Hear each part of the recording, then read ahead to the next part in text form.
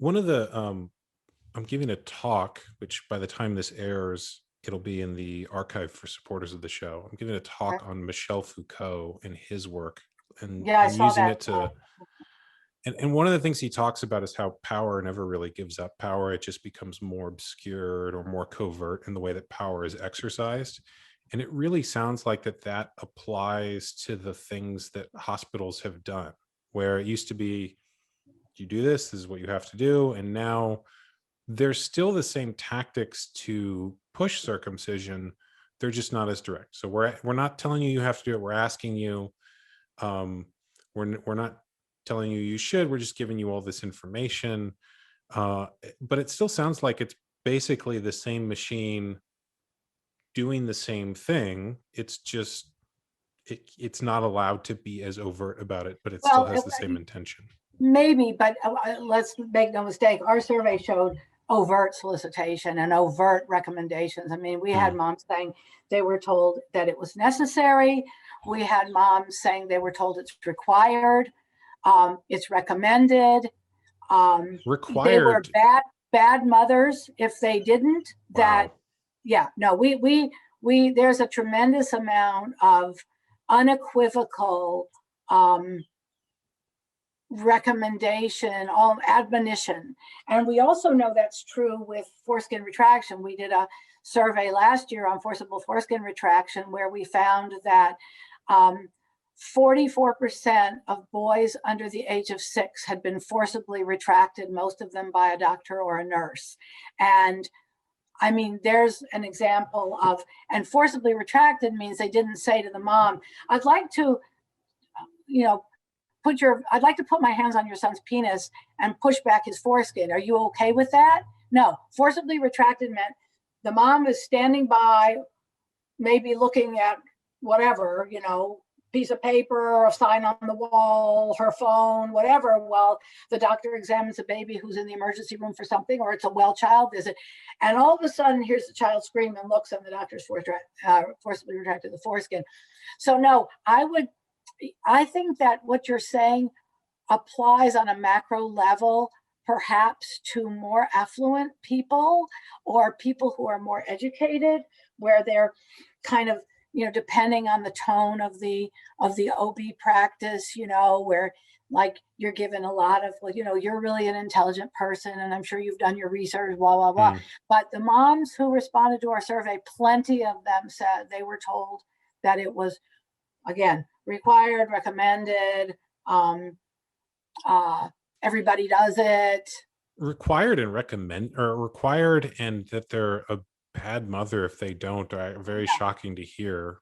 I Yeah, well, mean, that was true with the retraction too. That and there's a couple of lawsuits that are out there now about the retraction. I mean, one was settled a couple of years ago in Georgia, where the mother flipped out when she saw her son had been forcibly retracted and he was bleeding. And actually, this mother I talked to today, this Mexican American mom I talked to today, and then was told that that if she wasn't retracting the foreskin regularly, the child was going to have major problems. So, again, your instinct is not to inflict pain on your child, who's the only thing a child at that age needs to do is urinate, right? That's the only thing he needs to do with his penis, right? So if he's urinating, he's fine.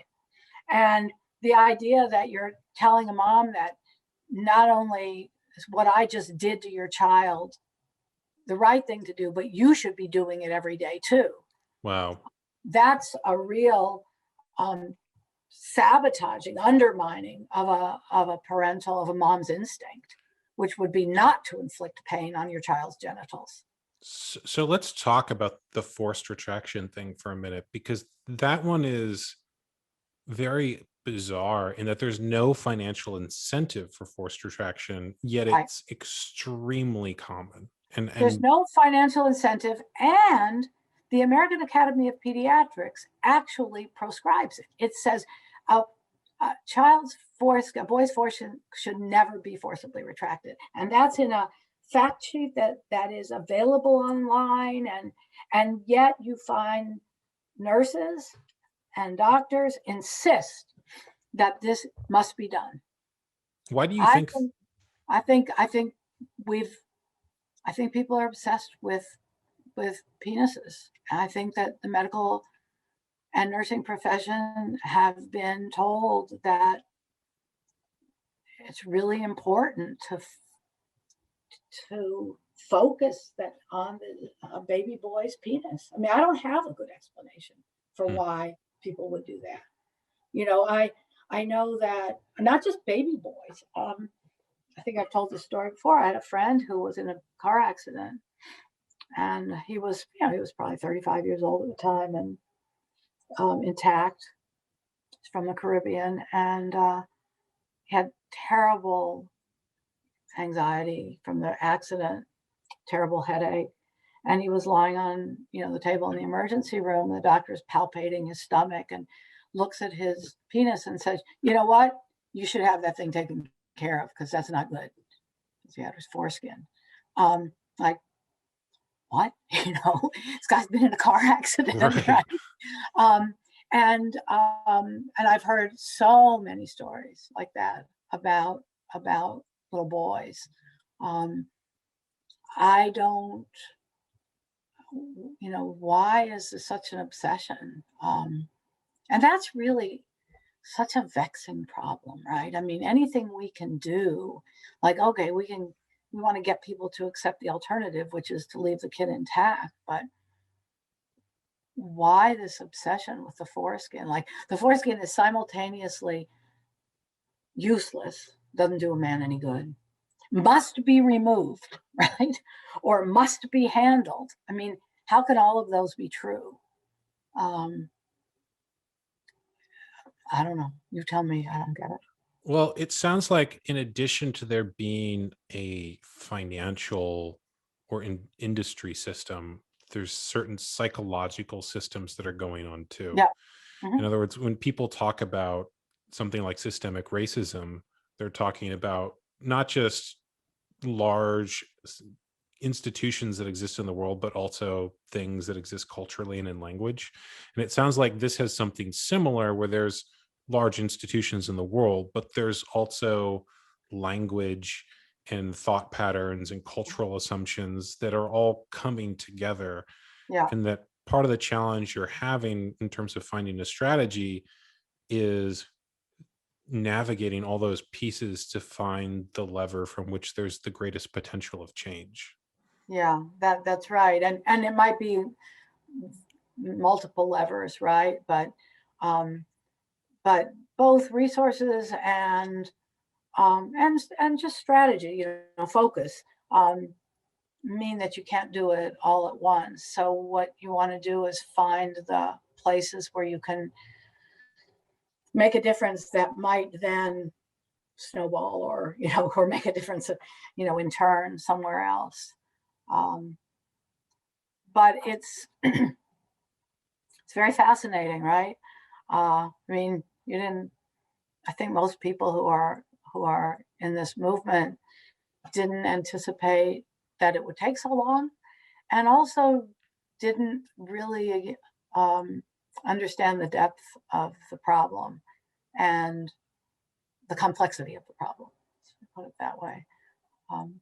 Same time, you know, it's what has made it really interesting. It's made it interesting for me, for sure, and and I think that there are people who can be engaged on that level too, intellectually and socially. You know, this is a human rights issue, and I think it's. I really do believe. I think I might have told you this before. I do believe this is the human rights issue of the 21st century, or one of the main ones. It's kind of a last ditch that we're talking about. And it's kind of astonishing that we're talking about a practice that's backed by um, a respected profession that wants to convince you that it's okay to cut sexual parts off of children.